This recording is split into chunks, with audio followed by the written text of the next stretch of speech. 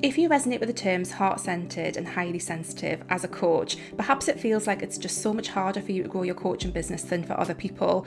If so, you're totally not alone. In this episode of the show, we're going to talk about how when you combine strategy and alignment, you can grow your coaching business as a highly sensitive person. Let's dive in. Hi there, welcome to the Wholehearted Business Show. I'm Laura. I help health and life coaches get more clients, grow their businesses and live their best lives while they do it. And today on the show, we're talking all about how you can combine strategy and alignment to help you grow your coaching business as someone who is perhaps heart-centered, highly sensitive and deeply feeling. And if you're one of those people, I'm sure you will know that I'm talking to you. I have recognised that I am one of these people, and we're going to explore what this means and what this looks like and how combining strategy and alignment in the right way can really help you get better results in your coaching business. What I tend to find and what I've seen in myself and in my clients is that a lot of the traditional strategies that are used to grow a coaching business are very, very heavy on the nervous systems of people who resonate with being highly sensitive, heart-centered, deeply feeling, and even neurodiverse as well. And I wanted to explore some different ways that we can address this in our coaching business so that we can get better results without having to burn ourselves out, basically. So we're going to dive into that today. Before I get into this topic, I just want to share that the doors to my group program, Wholehearted Business, will be opening in March. Wholehearted Business is a program that helps you create the systems that you need to get clients and make sales on autopilot. I know it sounds like one of those things that business coaches like me say. However, what makes this program different is that it is really suitable for people who are highly sensitive, who are heart-centered, because a big part of this is the alignment piece, which we're going to explore today. So if you are interested in being part of a program that is going to help you grow your coaching business as someone who is highly sensitive or heart-centered and who needs to take their nervous system into consideration, then please do check that out. Go and join the waitlist, ready for when we open, because you will get the best deal. Check out the link in the description to sign up for the waitlist, and I will tell you more about it very, very soon. So as I was saying, when we are growing a coaching business as someone who is heart-centered, what tends to happen is that our nervous systems are a little bit more sensitive than other people's, and a lot of the strategies that people talk about being, the things that work to grow a coaching business feel very, very heavy on our nervous systems. And the problem is that when we ignore that and we just kind of push through, it can lead to burnout and lots of other not very nice feelings, experiences, and so on. And the good news is I think there are other ways that we can approach it. And one of the foundational things that I've always thought about in business is how we combine strategy and alignment. And I'm going to explain a bit about what strategy is, a bit about what alignment is, and how we can put these things together, particularly as someone who is heart-centered, so that we can get better results in our coaching business. Let's get started by exploring strategies and structures in your coaching business. You can't have a successful business without some kind of strategy or structure in place, because that is what gives us the direction, the forward momentum that is going to help us get results. It makes a massive, massive difference. So it's not something that we can opt out of. We need to have these things in place. The good news is there's ways that we can do this that are going to make sense. So a strategy is essentially a combination of actions and tasks that are put together, designed to get a specific outcome, often in uncertain circumstances. And this is a definition that I pulled out of Wikipedia. I thought it was really, really interesting because this uncertainty, we're all operating under conditions, particularly these days, with a lot of uncertainty. And a strategy is about, trying to put actions together that are designed to get a specific result, even though we know that there's lots of uncertainty in what that might look like. It's trying to use something, puts things together that makes sense, given that we can't control every single outcome. It's about trying to take those actions in a sequence, in a process, and designing that together so that it gets a specific outcome. When you're trying to run a coaching business without any strategy, it can feel like your energy is very, very scattered. It can feel like you're just spinning your wheels. It can feel like, you're just trying to, throw spaghetti at the wall and nothing's sticking. It can just feel very out of control and actually quite overwhelming. And it just feels like there's no kind of direction to what it is that you're doing. So whenever someone comes to me as a client and they're saying, I feel overwhelmed, I feel like I don't know what to do next, I feel like, I feel really scattered, then that is a signal to me to look at, okay, so are we actually following any strategies in your business? Because without those, you will not know what you're going to do next. You will not know what is going to happen. Now, again, there's balances to this because as someone who is highly sensitive or heart-centered or perhaps even neurodiverse, strategies can feel a bit like straitjackets when they're not the right strategy for us. And often what happens in business is that we look at people who are in the online business space and we take strategies from them and apply them to our own business, our own lives almost. And when they don't work for us because we are heart-centered, highly sensitive, or whatever, then it can feel really restrictive and it can just feel really uncomfortable because we haven't chosen the strategy in a way that is in alignment with who we are, which is what we're going to look at in a second. When we are trying to carry out strategies that are not right for us, that's when we get that stress on our nervous system, and that's when things can start to feel really uncomfortable and you can start to get to the point of burnout. So we really need to have a bit of an awareness of that, especially someone who is heart-centered, because we're going to feel that a lot more deeply than other people. Ultimately, we need to look at strategies that are actually in alignment with who we are. And this is where we get into the alignment piece. So when it comes to alignment and energetics, this is basically about how are we doing our businesses and our life in alignment with our core values. It's when we understand who we are authentically and we take actions that honour that, rather than go against that. When you are more highly sensitive and heart-centered, when you try and take action that is out of alignment, so it's not in line with your core values or who you are authentically, that actually places you under a lot of stress.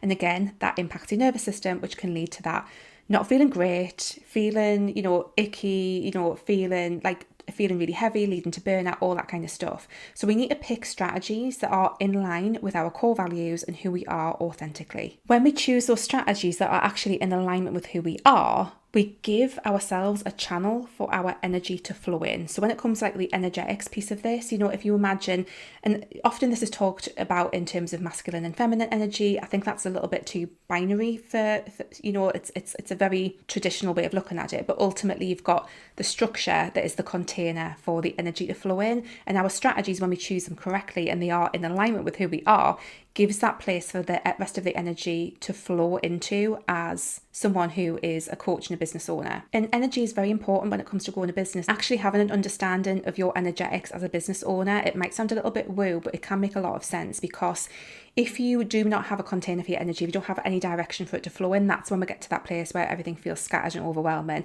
That can create a cycle of burnout. When we are trying to apply strategies that feel too restrictive and aren't in alignment with who we are, that can lead to a cycle of feeling overwhelmed and burnout and not feeling good. So we need to have an awareness of that, and we need to marry together the strategies, but only the strategies that are in alignment with who we are authentically and our core values. That's where the magic happens. Now, on the topic of energetics, one of the things that's been coming out a lot in my work recently is really this understanding of your business will only grow in line with the energy that you can hold, because there is an energetic component. As I was saying before, it's a bit woo, but there is an energetic component. Now, if you imagine that you have just started a coaching business and your previous work was, let's say that you were a teaching assistant in a really, really small primary school, and then all of a sudden you're in a coaching business and you've got, 40, 50, 60, 70 clients to serve at once, and you've got a multiple six-figure business to run, that would feel massively overwhelming for most people.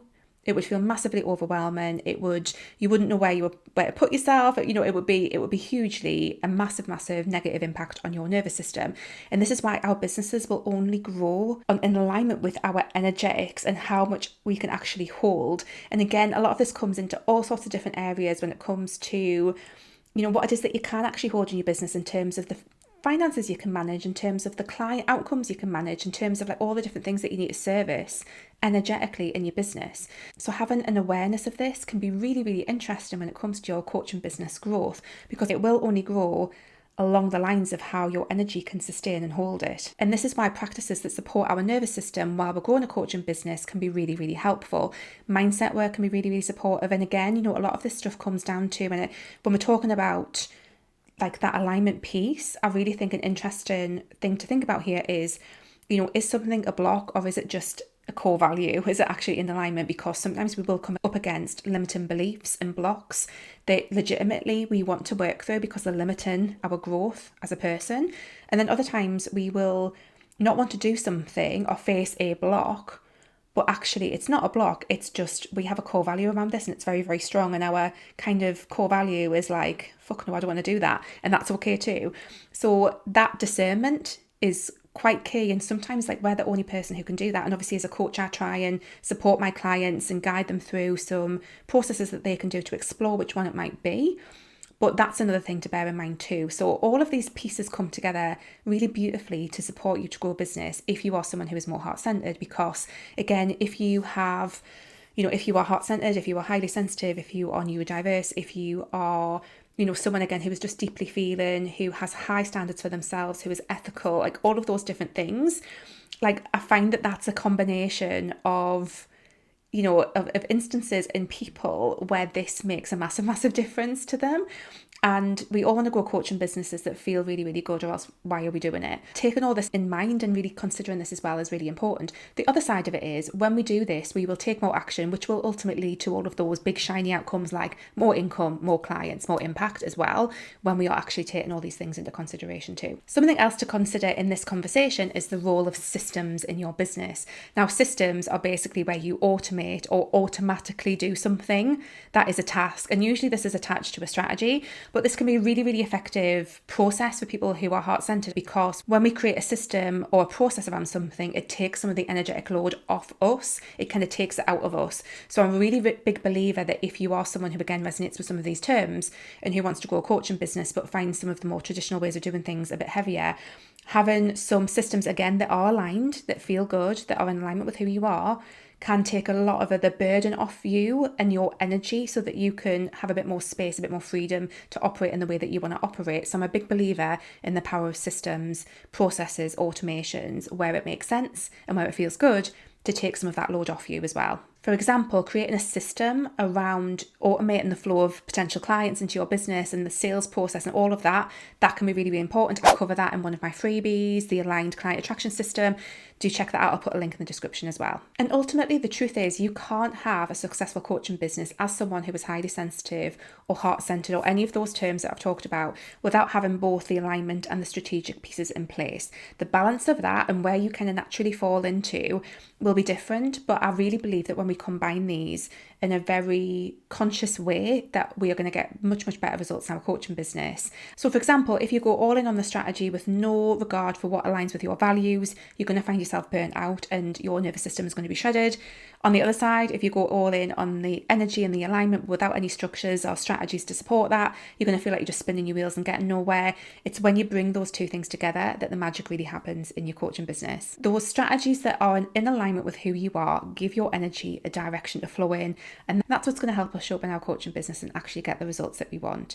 And again, as I said at the start, I cover all of this stuff in Wholehearted Business, so do go and check out the link in the description and come and join the waitlist, because we'll be opening very, very soon. Now, I really would love to know what your thoughts are on this. This is a topic that I'm quite passionate about, and I think that this combination of strategy and alignment and energetics and systems and processes, I feel like when we put these things together, like again, especially if you are someone who is quite heart-centered and highly sensitive, that this is where we get the best results as someone in our business. And again, like I've been doing a lot of reflecting on how I show up in business, what feels good to me, and kind of recognizing that I am a bit on the highly sensitive end of the scale. It's been really quite eye-opening, and really looking at what that means in terms of the ways that I show up in my business and how I manage my energy and my nervous system, and all of those things has been really, really profound. So I hope that this has maybe just sparked off some ideas and some different ways to approach things for you.